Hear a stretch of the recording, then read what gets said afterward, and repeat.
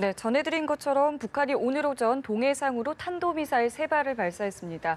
한 달 만에 또다시 미사일 도발을 감행한 북한의 의도와 또 대응 방안에 대해서 오늘 신범철 국립외교원 교수와 함께 이야기 나눠보겠습니다. 안녕하세요. 예, 안녕하십니까.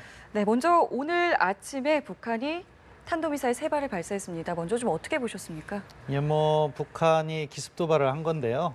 사실 어느 정도 예측은 되었던 측면이 있었습니다. 왜냐하면은 지난달에 화성 14형을 발사하면서 그건 대륙간 탄도미사일이죠. 네. 국제사회 압력이 상당히 강하게 왔습니다. 그래서 이달 초에 상당히 긴장이 고조되었는데 그런 식의 추가적인 전략 도발을 할 경우 북한으로서는 국제적인 압박에 시달릴 것이고 중국이 어떠한 행동을 할지 모르거든요. 그래서 약간 톤을 다운하는 모습을 보였는데 그럼에도 불구하고 자기들이 살아있다는 모습을 보여야 되는 거죠. 그래서 또 다른 도발을 할 수 있다. 그래서 약간 수위를 낮춘 도발이라고 생각합니다. 그러니까 존재감은 드러내야 하지만 수위를 낮췄기 때문에 단거리 탄도미사일 선택했다. 이렇게 이해를 해도 될까요? 저는 그렇게 봅니다. 그리고 기습 도발하는 시기도 사실 북한이 보면 주말에 네. 자주 했는데 역시 예상됐던 대로 토요일 날 아침에 했는데 그런 부분은 우리 군도 잘 대비하고 있었을 거라고 생각합니다. 그러면은 저희가 이번 도발의 의도에 대해서 일각에서는 이제 을지 프리덤 가디언 연습 때문이다라는 해석도 있는데 이 부분에 대해서는 좀 어떻게 보세요? 그러니까 두 가지 목적이 다 있는 거죠. 큰 차원에서 미국과의 뭐라고 할까요? 핵 보유를 위한 그런 압박, 그런 부분에 있어서도 수위를 낮춤으로써 당장의 그 미국으로부터 오는 압박은 피하고 다른 한편으로는 한국과 미국이 을지 연합훈련을 하니까 거기에 대응하는 차원에서의 작은 규모의 도발을 했다. 저는 그렇게 생각합니다. 미국에 대한 압박을 피하기 위해서였다라고는 하지만 반대로 최근에 이제 미군 수뇌부가 북한 도발 억제에 대한 의지를 표명하지 않았겠습니까?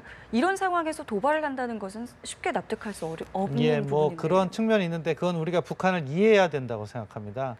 북한 김정은은 지금 현재 자신의 그러한 역량을 드러냄으로써 어떻게 보면 체제를 유지하고 이렇게 할 수 있는데 그런 차원에서 미국의 압박이 상당히 세지 않았습니까? 트럼프 대통령의 분노, 화염과 분노 이런 발언도 있고 그랬는데 그 이후에 약간 톤을 다운하는 모습을 보였는데 그렇다고 그대로 물러서서는 자기의 존재감이 나타나지 않는 거죠. 그러니까 연합훈련, 한미연합훈련 계기에 자기들도 계속해서 도발을 할 수 있다 하는 모습을 보이는데요.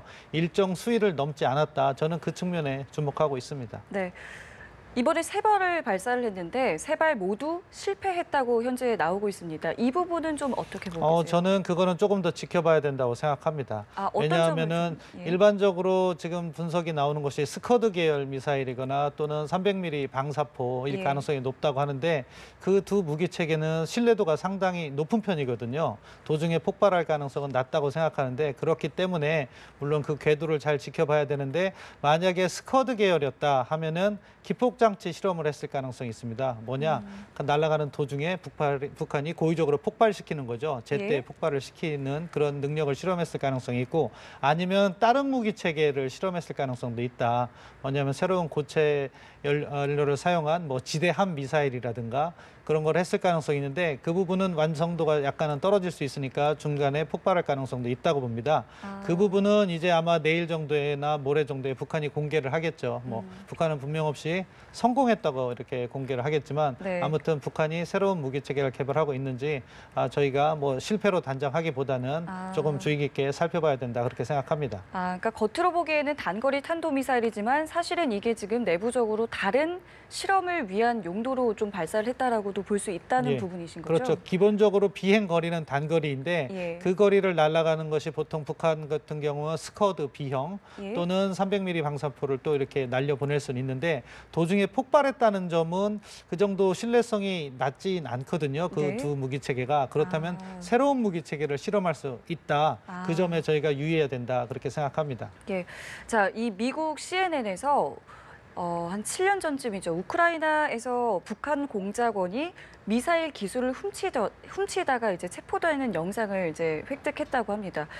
북한이 이제 그만큼 미사일 기술 개발에 대해서 굉장히 좀 공을 들여왔다고 볼 수가 있는데요. 왜 이렇게 공을 들인다라고 보시는지요? 기본적으로 핵무기는 두 가지를 갖춰야 됩니다. 하나는 핵 탄두를 만들어야 되고 다른 하나는 딜리버리 시스템, 즉 미사일을 만들어야 되죠. 미국 같은 경우에는 전략 폭격기도 있지만 북한 같은 경우에는 공군력이 그렇게 받쳐주지 못하기 때문에 유일한 것이 미사일입니다. 따라서 북한은 미사일 개발을 위해서 끊임없이 노력했고 최종적인 목표가 미국에 도달할 수 있는 미사일이기 때문에 과거 북한이 갖고 있던 스커드나 노동 계열을 넘어서는 엔진을 개발해야 됐던 거고 네. 그렇기 때문에 과거 구소련에 이렇게 미사일을 수출했던 우크라이나의 그런 기술력을 확보하기 위해서 노력했던 것이 아닌가 그렇게 생각합니다. 네, 북한은 계속해서 도발을 감행하고 있고 우리 정부의 태도 그리고 우리 정부가 앞으로 북한을 어떻게 대해야 되는지에 대해서도 고민이 좀 있어야 될 것 같은데요. 뭐 정부 차원에서 상당히 고민이 클 겁니다. 네. 이렇게 우리가 선의를 보여줬고 좋은 제안을 했음에도 불구하고 북한이 아직 호응이 없는데요. 당분간 북한이 그럴 거란 것도 우리 정부가 잘 알고 있다고 생각합니다. 따라서 뭐 북한의 태도 하나하나 이 정도 실험에 우리의 대북 정책의 기본 방향이 바뀌어서는 안 된다고 생각하고요. 북한과는 크게 두 가지죠. 비핵화를 위한 압박을 하는 것이고 네. 또 남북 관계를 통해서 비핵화를 관련한 대화까지도 이끌어내는 그러한 기본 정책을 전개를 해야 된다고 생각합니다. 네. 그런데 중요한 것은 지금 뭐 보면은 우리 뭐 임성남 차관이 미국을 가고 강경화 장관은 어제 러시아에서 장관 회담을 했는데 예. 그런 식으로 외교적 차원에서 압박 노력을 계속하면서도 또 다른 한편으로는 우리가 지금 준비해야 될 것이 북한을 어떻게 대화로 견인할 것인가. 네. 일단 압박이 기본이 돼야 되지만 북한의 변화를 유도할 수 있는 북한에 대한 인센티브도 우리가 미국과 그리고 중국과 이 사전 조율을 잘 해나가는 노력이 필요하고요. 네. 그런 노력이 잘 된다면 겉으로 드러나진 않지만 코리아 패싱은 없다. 저는 그렇게 생각합니다. 코리아 패싱 지금 말씀하셨지만 사실 이 부분을 굉장히 좀 우려하시는 목소리도 있는 것 같아요. 외교적인 우리의 역할 문제가 없다고 보시는 그러니까 건가요? 코리아 패싱은 저희가 잘못 접근하면은 항상 우리가 소외되는 것이 아닌가 하는 예. 걱정을 할 수밖에 없는 상황인데요.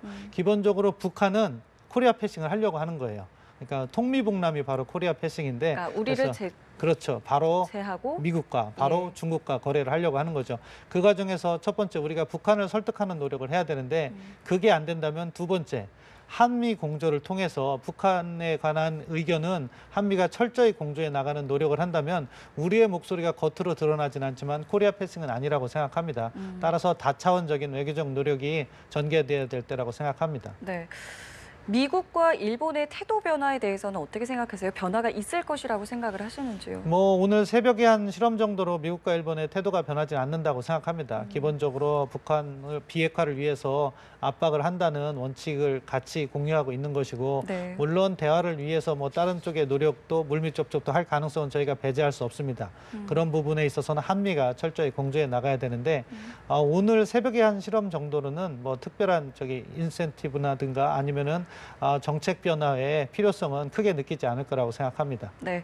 자, 한 달 전에는 ICBM을 그리고 이번에는 단거리 미사일 앞으로 뭐 핵실험 얘기도 계속 나오고 있거든요. 추가 도발 가능성에 대해서는 어떻게 보세요? 추가 도발 가능성은 항상 열려 있다고 생각합니다. 그리고 예. 또한 뭐 북한이 지금은 단거리 미사일 쪽으로 이렇게 실험을 했지만 언제 또 과거 그 연평도 포격 도발이나 천안함 폭침 같은 재래식 도발을 할지도 모르거든요. 그런 측면에서는 우리가 대비 태세를 철저히 함으로써 그러한 의도를 차단하는 게 중요하고요. 단거리 미사일도 사실은 우리는 뭐 외교적 차원에서는 큰 문제가 안 될지 모르겠지만 우리 국방당국 차원에서는 심각히 고민을 해야 되는 문제입니다. 왜냐하면 북한이 새로운 고체 미사일을 개발하는 것인가, 아까 만약에 지대함 미사일을 갖다가 새롭게 개발한다면은 우리의 또 접근 전략은 어떻게 바뀌어야 되는가, 예. 국방 차원에서 지금 상당히 주의 깊게 관찰해야 된다고 생각합니다. 네, 알겠습니다. 지금까지 신범철 국립외교원 교수와 함께 이야기 나눠봤습니다. 고맙습니다.